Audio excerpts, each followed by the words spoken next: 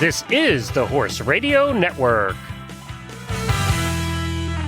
Hi, I'm Jennifer Wood. And I'm Jennifer Connor. From Equestrian Businesswomen, and you're listening to Equestrian B2B, the podcast that brings together industry leaders, entrepreneurs, and equestrians for conversations about how they build and sustain a successful business.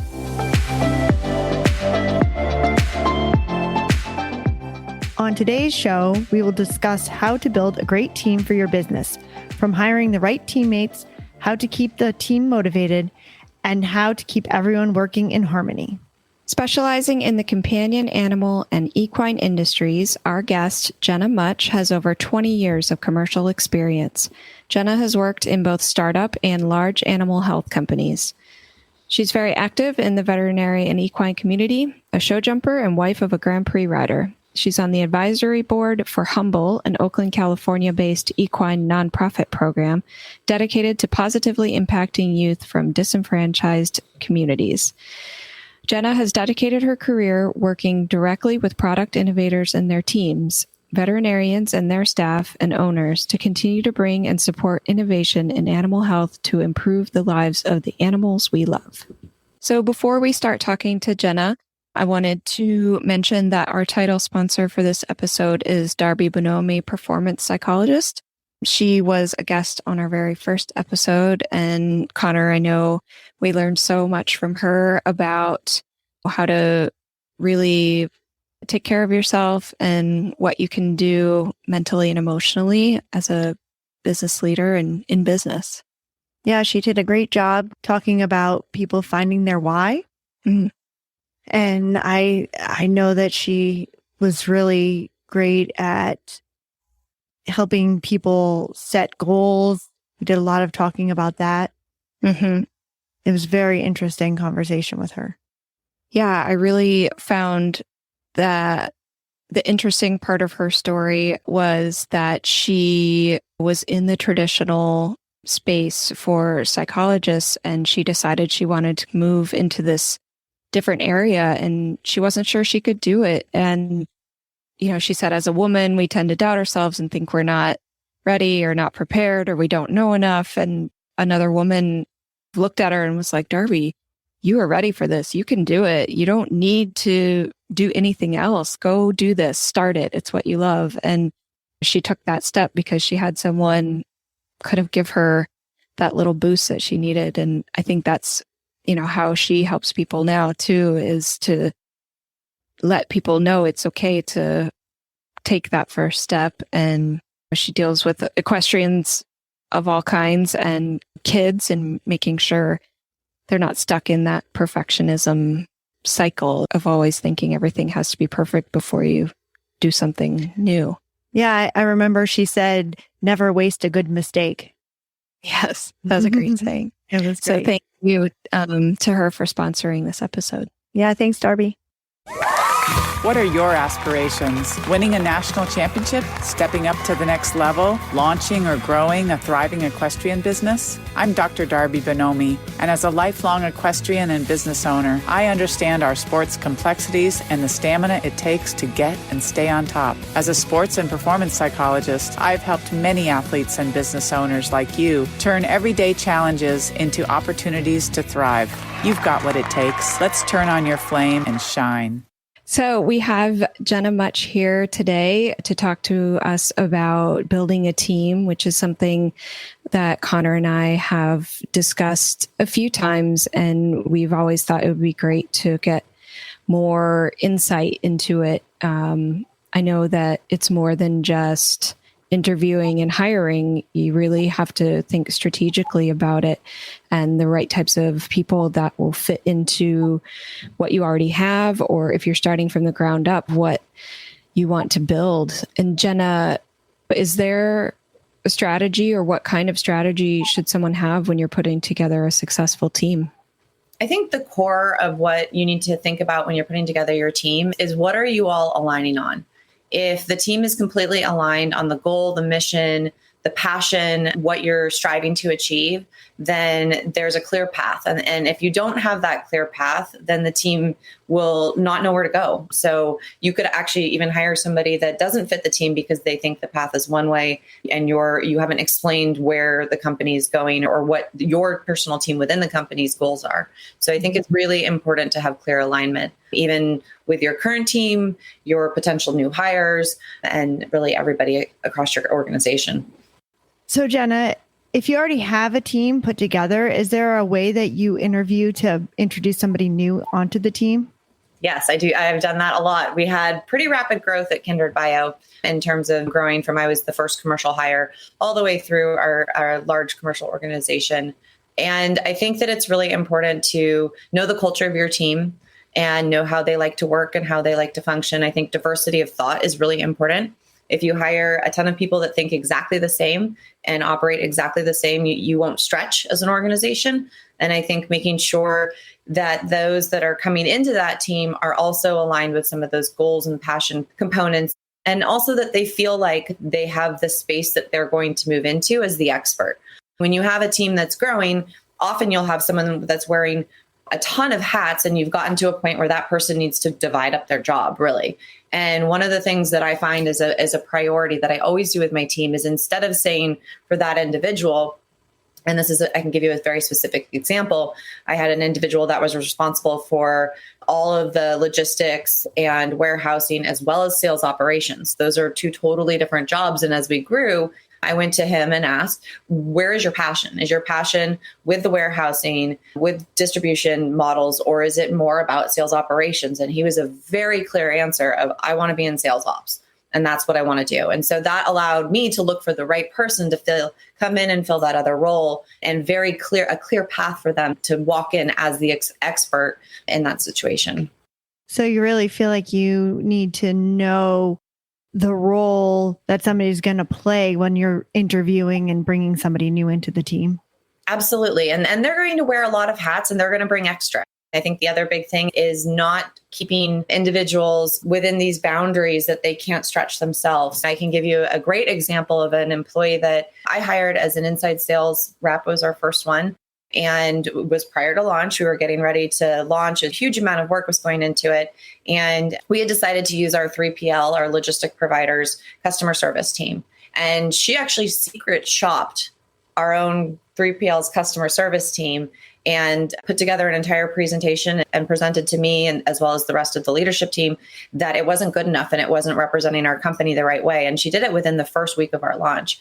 And that was great because her plan was very robust and thorough. And so she went from N of one as an inside sales rep to managing an entire customer service and inside sales team. And that you have to allow the space for your team to be creative, but also what is their core function and their core goal within the team.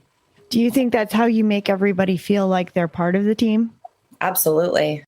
If they know their place on the team, then they can feel very comfortable in their expertise. I think it's really important that, and I say this all the time, if you are hiring someone that you think you could do their job better than they could, you're hiring the wrong person. You need to hire experts and people that are the best of the best for that role. And then when they come in feeling like that, then they can feel confident. They may not have done a lot of things, especially in startup, that they'll be asked to do. But if their expertise in what you're hiring them for, that will enable them to grow because they'll feel very confident that they can lean back on what they do know and that you're hiring them for that. And once you've got your team together and you've done your hiring, how do you incorporate new people into a team that's already built? How do you make sure that they join seamlessly? I don't ever interview on my own. Depending on what the role is, whoever they're going to be interacting with, they will have met their core team basically prior to joining the company. Whether that's someone who's joining the marketing team gets interviewed by not only who their boss will be, but the sales leadership. Someone who's joining sales operations would be interviewed by both marketing and sales. So they feel very comfortable because they've already made those introductions and they already have a feel for what the culture is going to be like. And I also really like the fact that they can ask those people questions about me as a leader. And I think that's a great thing too, is that they'll walk in knowing what the culture of the team is and what to expect. Yeah. To me, I feel like that's one of the hardest parts. You've got maybe the personalities work well together, but maybe the way that they work doesn't gel, or one person thinks they're in charge of something, the other person thinks that they're overstepping or things are overlapping. I think navigating those is one of the hardest parts of putting a team together. Have you had any experiences where you've had to navigate disagreements, and how do you keep moving things forward through a disagreement? Absolutely. Startup is hard, period. It doesn't matter what part of the business you are in. It is hard. It's hard work. It's challenging. There's high pressure, high expectations, and a lot riding on it.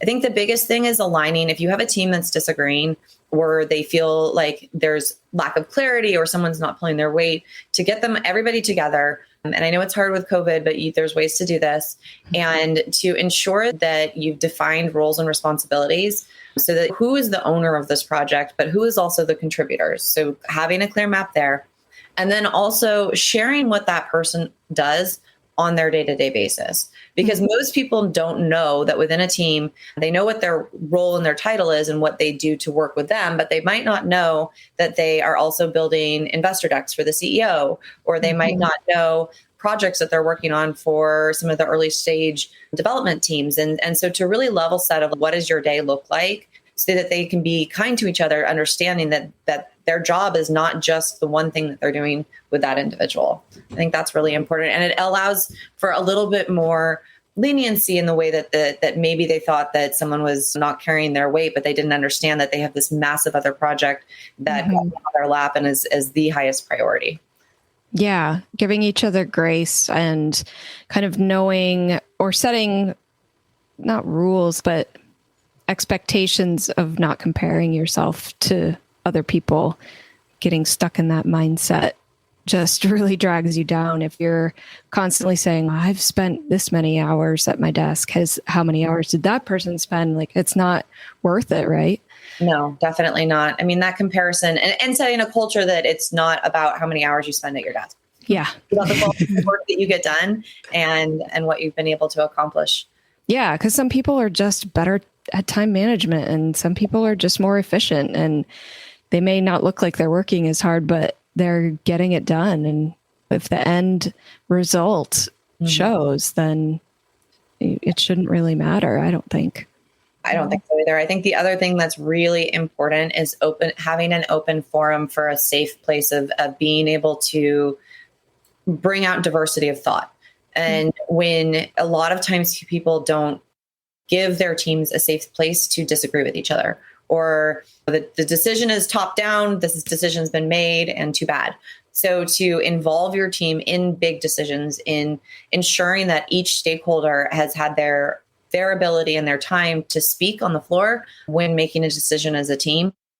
Oftentimes, it's hard to be the one who says, let me poke the holes in it. Let me be the bad guy in the situation. That can be hard if you haven't created a safe place for the team to be able to do that. And when you create that safe place, then you dodge so many holes and potholes and setbacks and bullets and things that you never knew what were coming for you. If you already pre-thought through that with your team and made it a safe place where they can bring forward all of their concerns.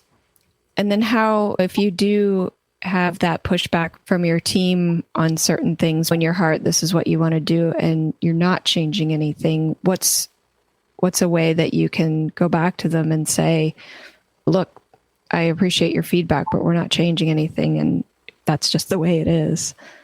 I don't think I've actually thankfully ever had to say that's just the way it is. I think go back to them and say, this is the fundamental piece of the why that we need to do this. And so how do we address your concerns or your worry when whatever, and sometimes they don't even actually tell you what the worry is right off the bat. They're worried that they don't have the bandwidth to get it done, but they're not going to tell you that. They might use a different reason. And so to go back to them on a one-on-one call and just really say, this is the purpose of why we need to do this. So how do we get there? What's the deeper concern here? And how do we solve that problem for you? Make it more about a teamwork approach to whatever it is that they're struggling with.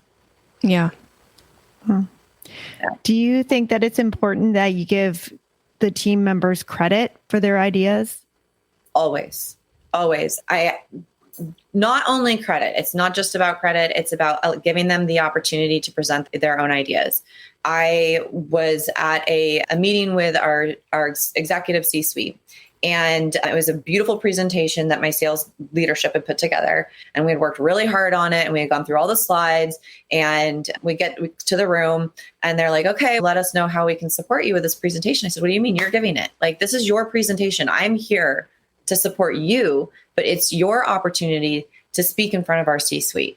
And so that a lot of leaders think that they have to step in and do the presentation for the team. It actually, being there to support them and their ideas, not only empowers them, it shows you that you trust them.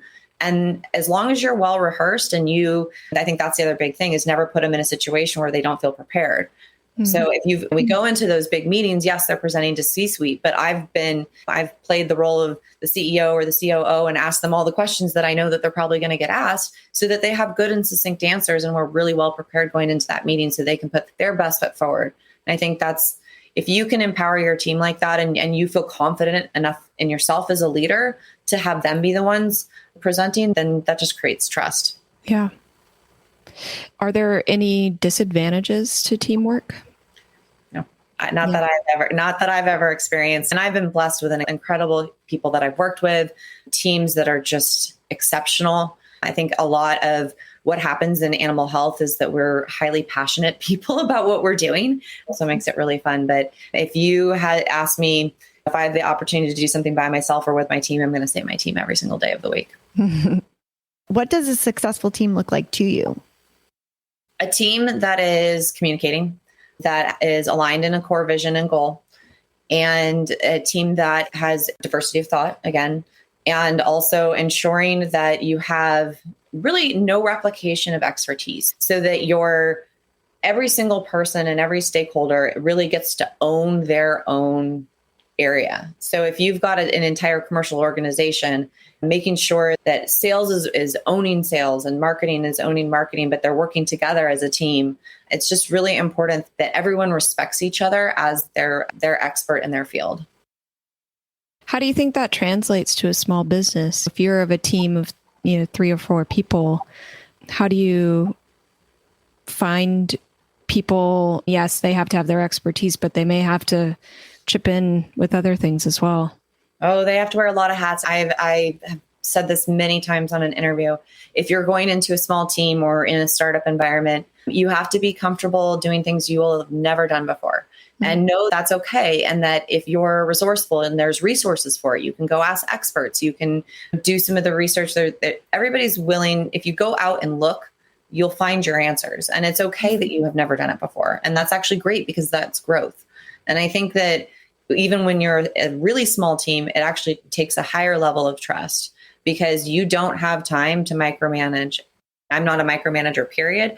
I don't really even consider myself a manager. I consider myself a leader. I think there's a big difference there. But on a small team, you have to trust every single person on your team that they're doing everything they can do. And that when you hit something that nobody has done out of, let's say, the 3 of you, that you assign it to somebody and they go find an expert to figure it out. Yeah, I think these days it's so much easier to do that with Google and the internet and online classes. And there is a way to make yourself somewhat of an expert in a short amount of time without taking away too much from your work. Absolutely. I'll give you an example. I had no idea that I was going to need to understand state licensing inside and out. And working for Kindred Bio, that was something that there was really no one in the company that was owning that piece of the project. And so we found a great company that we worked with that helped us through and had all the expertise we needed. And so then really it was more about facilitating the relationship with them and doing what they advised us to do internally to make sure that we got our state licenses on time, which we did. Yeah. I definitely think in animal health, we wear lots of different hats. I know in my territory, I manage the territory, but I manage the marketing part of it, and I have to coordinate with the marketing team. And so I understand where you have to stretch yourself and figure out how to get things done on the fly sometimes. Absolutely. And I think you also bring up something that's really important is you're working cross-functionally. Most companies are working with people that they don't have direct leadership over. It's like, how do you lead without authority and being able to get done what you need to get done? Most of the time, people always say, oh, commercial and regulatory never get along. I had one of the best regulatory people I personally have ever gotten to work with at Kindred Bio. And that was because I could go to her and say, this is the business case of why we want to do this. Now help me figure out how we stay within the guardrails, but can stretch to walk up to that line, but not cross it. And by giving her that business understanding, she and I could always find a solution. Maybe it wasn't the first idea that I put in front of her because of obviously especially in animal health, there's a lot of FDA regulations and USDA and the list goes on. But the ability to go to her and say, here's the business case. How do we figure out to get to that end goal and stay within the rules? And that created collaboration versus that constant like commercial and regulatory always fighting with each other. I think also that's such a mindset of equestrians to begin with. Jenna, I know you've been in the industry for a long time and your husband's a Grand Prix rider. And if you're at the barn, it's not just, oh, I only do this or I only ride the horses, or everybody's pitching in to do everything. You're learning lots of new skills. If you're at a horse show, the person who does the gate is also doing something else, or the manager is driving the tractor. Like, I feel like that's inherent in our industry to be able to take on lots of different things, even if it's not specifically your job description. I think it's also pitching in and helping. I think that's the other thing that it's the beautiful thing about the horse industry is that at the end of it, the horses' care and their health is at the forefront. So it's no, skin off of anybody's back to, if you need to be the one to go grab the ice boots because there's 3 other horses and people waiting in line that your grooms haven't gotten to, or you're at a 3-day event and you're all by yourself and someone comes to help you because you need a little help because maybe your horse is hard to get on. I think that's inherent to what we do every day because the horses always come first, and it teaches us that life lesson. And also why I encourage parents to let their kids ride. I think they learn a lot of valuable life skills that you just really don't learn anywhere else. Yeah. Thinking about that as well. As mine get older, I'm like, ooh, do I want them to ride ponies? I don't know. I can't afford ponies, but I know the experience of just being around horses is so important, and caring for animals and responsibility for sure. Absolutely. And Jen, you learned a lot of lessons falling off that little pony you had. Oh my gosh, I had the naughtiest pony. He was so spooky, and resiliency and perseverance for sure. Little old Mercedes. Humility too. I think that's our sport teaches us humility on a daily basis. You can win a class and the next day you can fall off. It's just such a humbling sport. And I think that's one of the beautiful things about, and whether it's show jumping or dressage or reining, horses humble us every day. And they also they have good days. We have good days. They have bad days. We have bad days. And your best days are when both of you are having your good days. And it's never all wins in business either. It may look like that on the outside sometimes of a business that is successful. There's lots of ups and downs before you hit a certain peak that people notice. Well, and one of my favorite things, that's such a good point, because above the Sonoma Horse Park, when you leave, it says some days you win, some days you learn. And that is completely applicable to business. And if you have the mindset that every single time that you don't win, all you've done is lost, that means that you aren't taking the valuable lesson, and you or your team or your company will make that same mistake. And so I think that learning process and the ability to try something different from those learnings is really the key to success. Mm-hmm. I think it's helped me tremendously in my job. I'm in sales. There's a lot of days when you don't win, but the perseverance and just my riding background's really, and racing has really helped me push through. Lots of no's in that. And just because one person says no doesn't mean everybody will. Right. Well, and some people that have said no will call you back in 2 weeks and surprise you. Oh, right. Definitely. Yep. Being an equestrian means being outside all year round. Whether you're an accomplished competitor or a weekend warrior, the same constant remains. You need clothing that works as hard as you do. This is why we created Redingote, our one-of-a-kind pieces, from acclaimed outerwear to our new schooling collection available this fall, make it simple for you to stay comfortable and organized no matter the weather or circumstance. Shop Redingote at www.redingoteequestrian.com.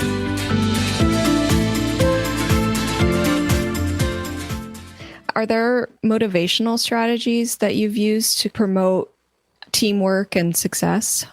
I love team building events now that things are a little bit lighter with COVID. We just got to get together at Butterfly as an organization. And that was incredible because there's been so much growth during COVID where people hadn't got to meet each other. And just that face-to-face interaction, especially for companies that are virtual or have different areas all over the United States or even world, like that, being able to be in the same room and really get to know somebody. I think it's important to make space to know your team. I mean, I knew where their background was, what they're passionate about, what their kids' names are. I think even pre-pandemic, all of my team's kids would pop up on Zoom and we would say hi to them. They'd have a drawing for totally not approved by regulatory, but they would have made a drawing for one of our drugs and be like, oh, here, I just made this drawing. And so I think remembering that everybody is human and sharing some personal experiences, whether it's good day, bad day, what's going on in your life, especially when you're on Zoom where you don't get that face-to-face interaction, like just the being a human and being real, I think that can create a really sense of a strong team because everybody's human then. Yeah. Yeah. I hadn't met some of my teammates. They were hired during COVID. And so we also got together in June and finally got to meet them and really connect. And that it's so helpful because you get such a different impression of people over Zoom. Mm-hmm. Yes. And then when you're in person, you're like, oh, wow, they're great. Yeah. Because even on Zoom, I feel like you always revert back to just talking about work anyways. And even if it's not a work call, and there needs to be something a little more than that for sure. Successes is another piece. And whether they're personal successes or business successes and calling that out. I had one of my senior leaders at Kindred Bio won a huge class at World Show. And we did a whole post on our social media about what a great job she did and what a big deal it was. And she said, no company has ever recognized that as a good thing. And I'm like, absolutely, it's a huge win for you personally. And we're an animal health company. Of course, we would celebrate that success. And so I think being able to celebrate both your personal wins and your work wins together as a team is really important. Yeah. And how do you bring someone back into the fold if they do become disengaged or they're not sharing or they don't really show an inclination to be a part of the team? So you can't save everybody. Honestly, sometimes it's if they are, first of all, you want to figure out what's going on. Sometimes it's not about work. Sometimes it's personal. Sometimes having that human one-to-one conversation, making sure before you have that conversation that you do a little bit of homework as a leader. Like I have a difficult conversation tracker that I use if I'm going to have one of those so that I make sure I stay on topic and that I'm able to address some of the things that are happening, but also ask the right questions.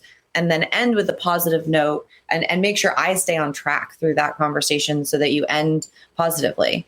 And sometimes sometimes you just have to part ways. I think that's also a big lesson that you can't hang on to someone so long just to keep them.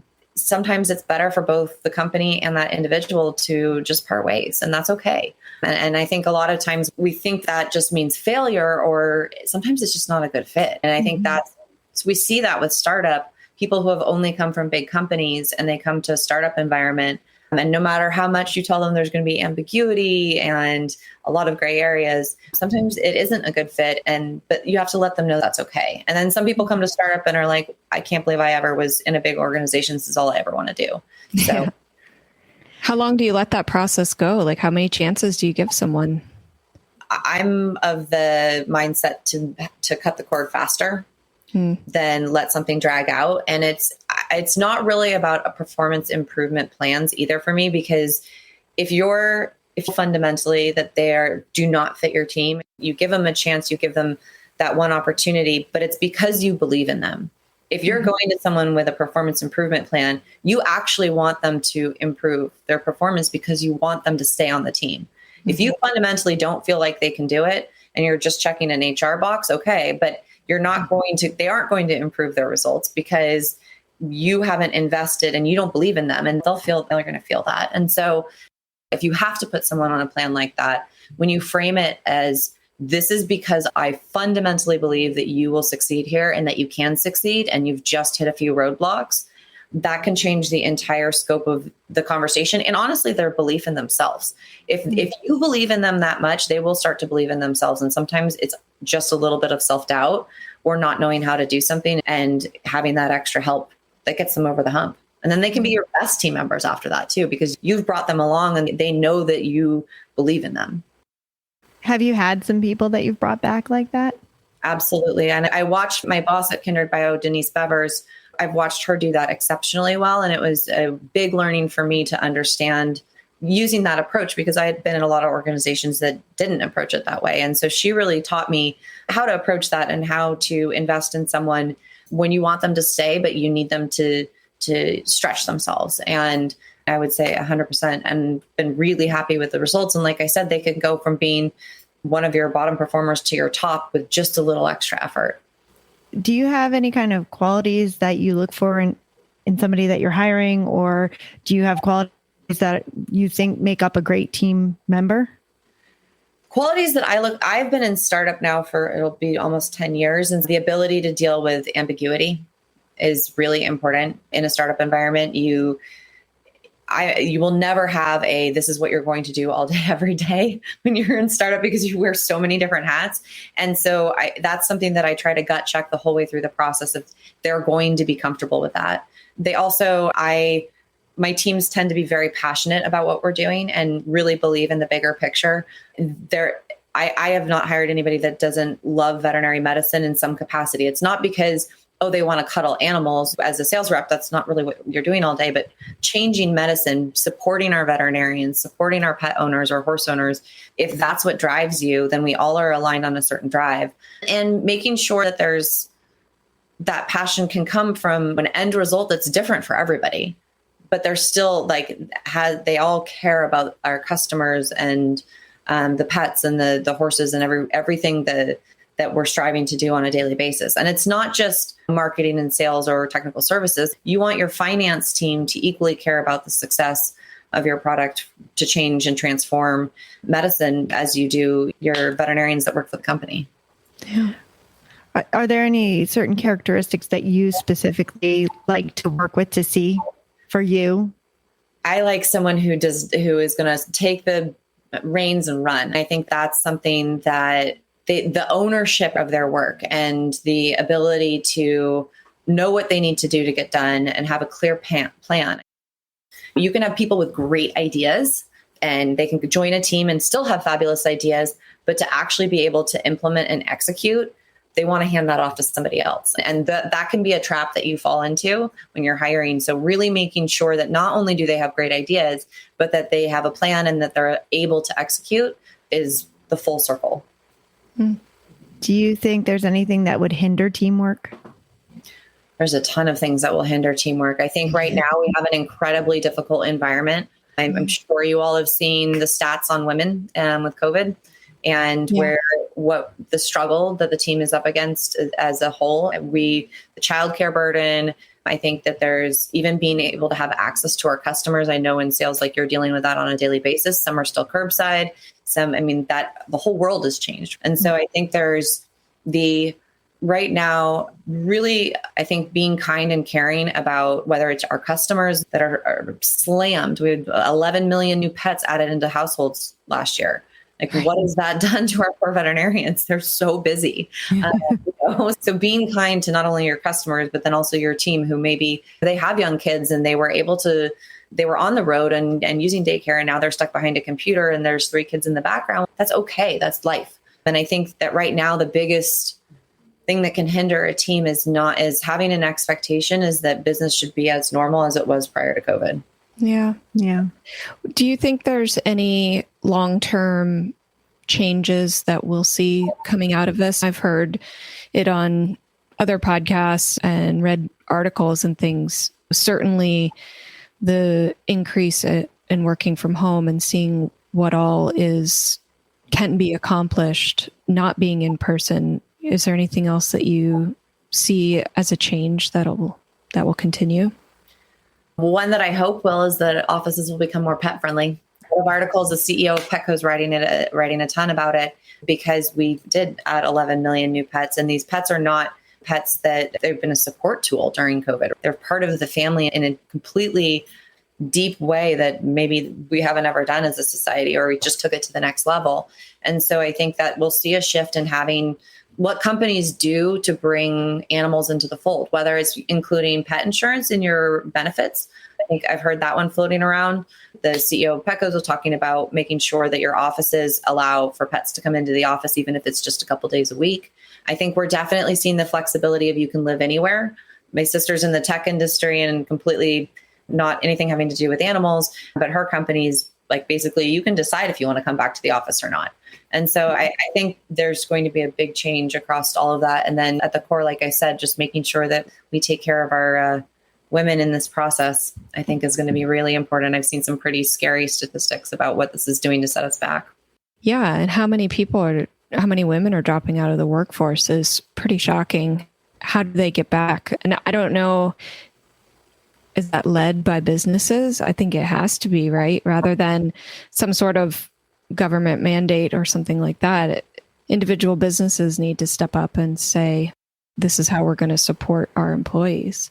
And I think also the leaders within those businesses have to step up and put the pressure on their businesses. And I think I have a lot of my team from Kindred Bio that's now at different companies. They are really putting pressure on their bosses, on the leadership to ensure that it's part of the conversation. I think that's the biggest piece, is ensuring that it continues to be top of mind and we don't just say, oh, that's a scary stat and on with business.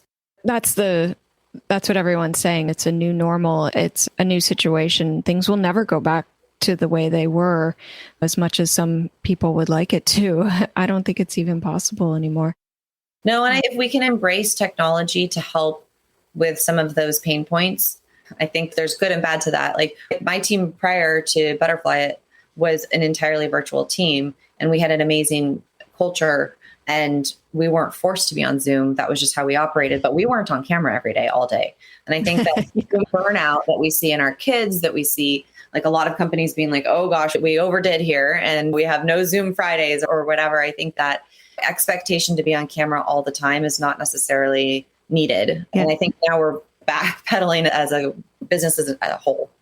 Yeah. Oh, I feel it too, because we did so much virtual stuff over the last year that now we're going back to seeing people in person because people want that. I think that we have to find that balance, because I think it was way too much one way before and way too much the other way this past year. And I think that there's a good balance between doing some stuff virtually, but then also being able to connect in person.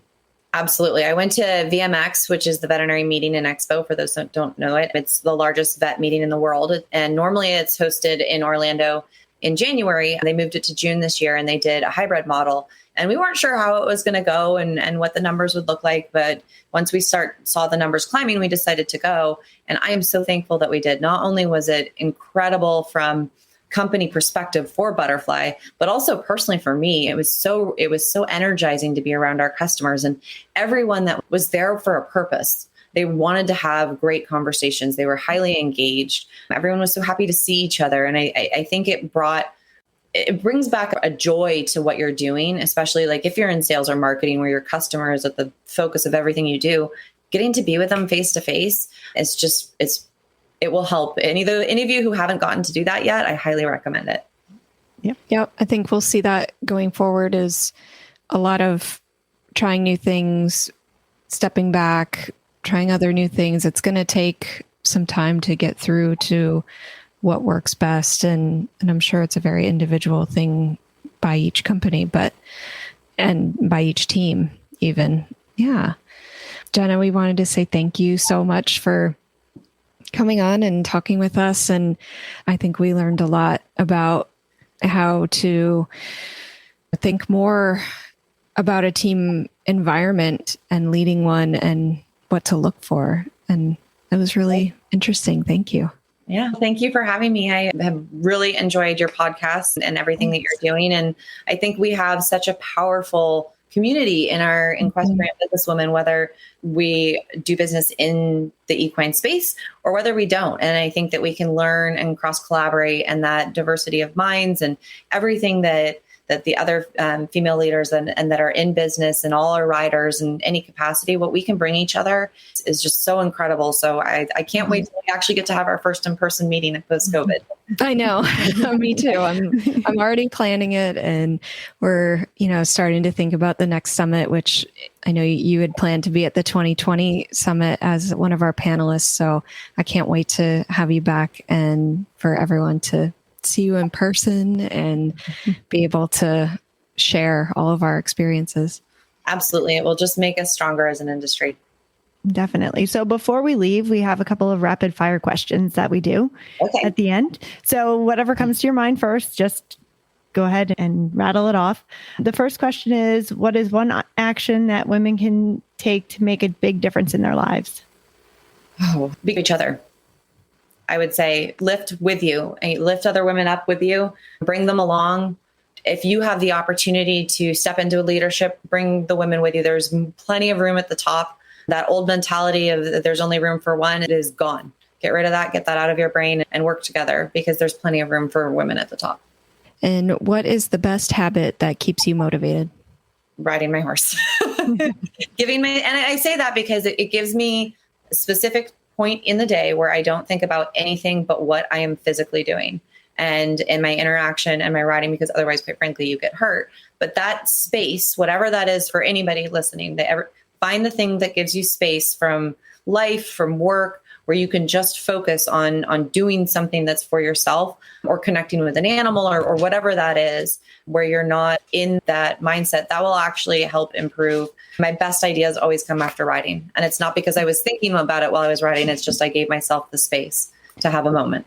Yeah. I think that's called flow. I just listened to a whole podcast on it. The last one is, what's your favorite horse movie? Oh my gosh. I love Horse Whisperer. That one's great. Secretariat makes me cry every single time. I don't care. I can watch it 100 times. I'd probably say Secretariat. It's so sweet. It's so uplifting. There's female leadership in there. I also have a soft spot for chestnuts. Yeah, I definitely, that one gets me going. Is it chestnut mares that it's a soft spot? No, geldings. Geldings. Geldings thinks he's a stallion. Great. Thank you so much for joining us. Absolutely. Thank you so much for having me. I really enjoyed talking to Jenna, and she has so much experience and expertise in this topic. So it was really cool to hear, and that she was able to share what she went through and give examples. I think that really helps rather than always speaking in broad terms. I really enjoyed talking with her and taking little notes for myself as well. I know, because both of us have worked in an environment where we've had to hire people and create a team for what we've been doing. Like I was at the farm and had to create a team underneath me, and you have a pretty big team that you manage and lead. And so I really enjoyed her perspective of it. And I think I learned a lot from it too. I was thrown into being in charge and was put in a position where there was a team in place and I had to lead that.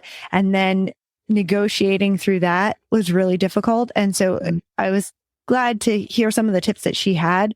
I wish I had heard it before, because I think it would have made it easier. And even I think most important part was like when it's difficult, how you can navigate through that. Yeah, I think that's where most people get stuck, is when it gets hard. What are those steps to having the communication and making the decisions that are going to help everyone? And I also know, thanks to what she said, that we are definitely planning an in-person event for my team. We'll figure it out one way or another, because, we're like a totally remote team and we see each other online every week, but yeah, we definitely need to be in person. The same for us. My equine team that I work with now, we're all across the country. So we actually have some plans to get together. Unfortunately, we did a big company-wide meeting where everybody got to get together, and that was really great. And it was, after so long not seeing everybody, it was great. Yeah, can't wait. So I'm going to go Google search and see what I can figure out, put together. Find the links to today's guest and the show notes at www.eqbusinesswomen.com. Out twice a month on the 1st and 15th. You can find out more at our website and follow us on Facebook and Instagram. Find Equestrian B2B wherever you get your podcasts, and be sure to follow, subscribe, and leave a review. You can have all 20 plus shows of the Horse Radio Network with you wherever you go with our free app for iPhone and Android. Go to your app store and search Horse Radio Network. Now, go build your team.